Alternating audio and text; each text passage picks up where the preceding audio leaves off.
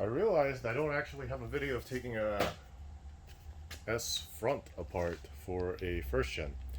So I think I'm gonna do that. Now there's a bunch of screws, Allens, and so on, and I'll try to mention them all as I go. So there's two up top, one off to the side. Those are obvious.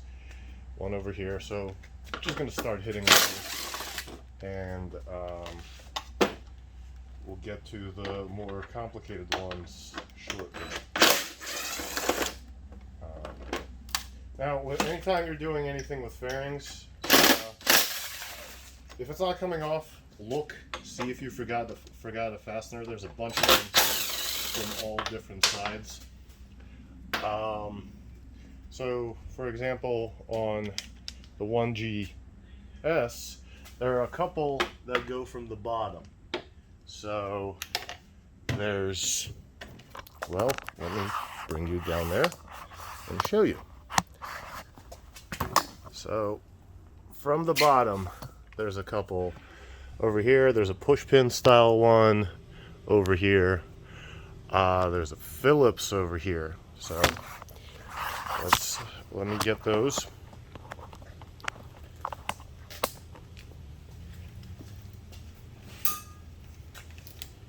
Phillips.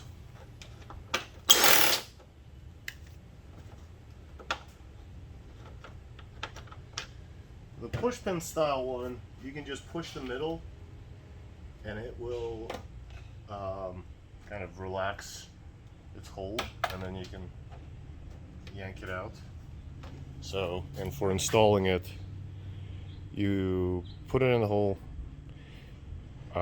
When you push the middle, the lips will spread out and hold everything. When you push the middle deeper, the lips close back up, and you can pull it out. Anyway.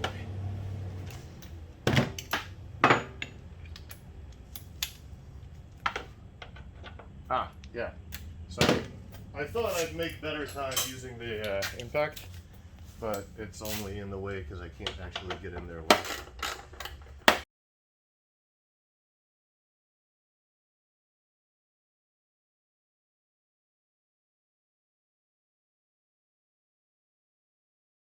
Now that those are out, there are a couple screws holding the mirrors and the black plastic on.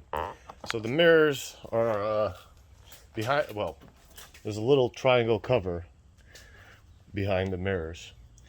And when you pop those off, the weirdest piece of hardware known to man is behind them holding the mirrors. I'll show you that in a second. Come on.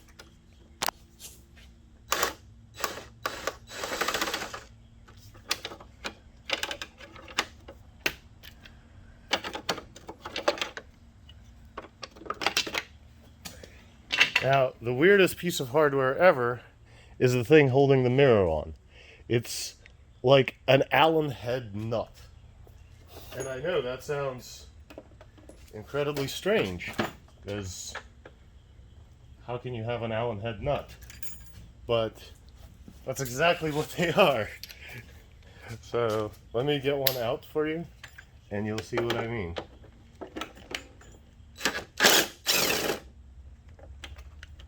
So this is definitely a nut. This is not a bolt, but it has an Allen head. I don't understand why they made this choice when they designed this bike, but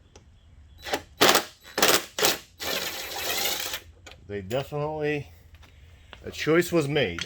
I'm not sure if it was a good choice or a bad choice, or if it was the only choice they could have come up with, but it's super odd, and I don't think I've seen this piece of hardware anywhere else. It's also in a super inconvenient place. Now, something to mention about first gen S mirrors. These posts Why I like using the impact against them is because these posts like to actually spin. So behind them there's a nut, and if you look, there's an Allen head, or a place for an Allen wrench to go into, and you can actually tighten these if they get spinning. Now, anyway, now that we've pulled the mirrors and triangles off, there's a couple more bolts holding the gauge surround. So there's that Allen over there, there's a Phillips over there, and I'm sure there's a couple more somewhere. So let's get those out.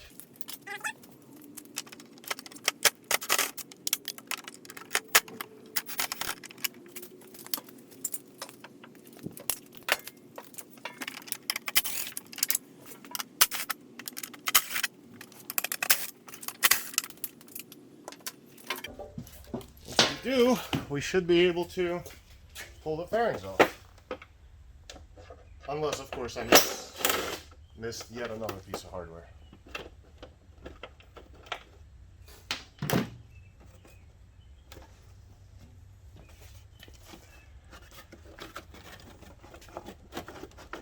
this a little bit of a yank. Give this a little bit of a shake. Now, there is one place on these fairings where there's a pin right behind here that holds it into the radiator. That can just be pulled out, and then the fairing comes off. See this pin? It goes in that grommet. Alright, at that point, once you have your fairing in your hand, you can probably unplug the turn signal and then set that aside. Let me do the other side.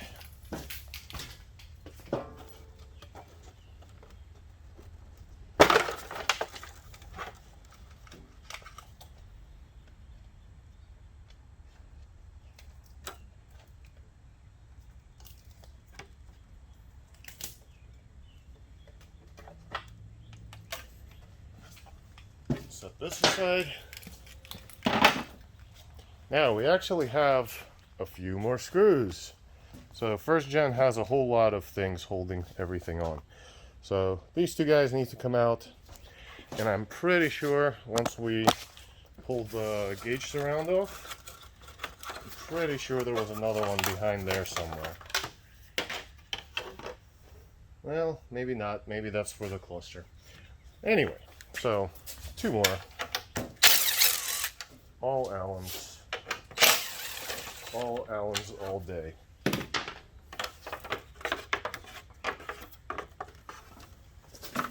So here, it's not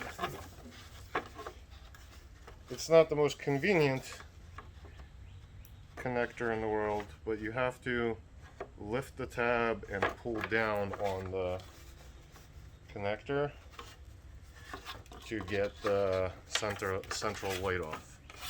You probably can't see it, but there's the connector.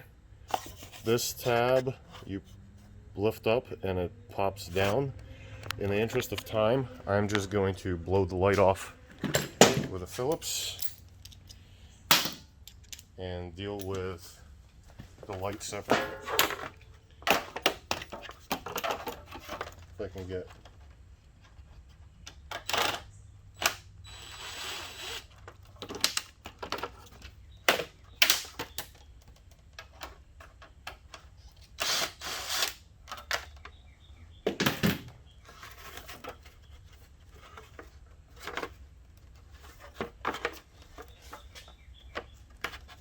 So then you can pull the light off the posts that it rests on and set the nose piece aside.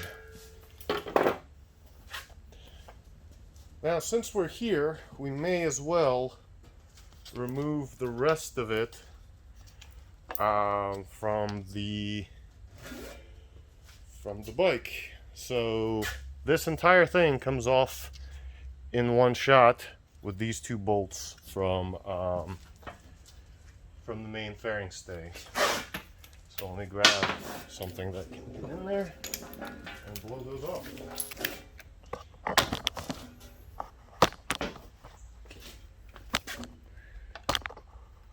Just 2 bolts, nothing fancy.